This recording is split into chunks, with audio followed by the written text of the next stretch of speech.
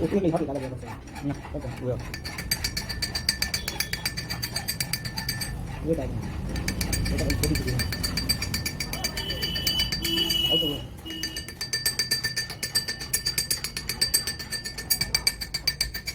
ये बकर बोल करना है ना है भाई तो लेफ्ट साइड करना ये बोलो कितने निकल कैसे होता है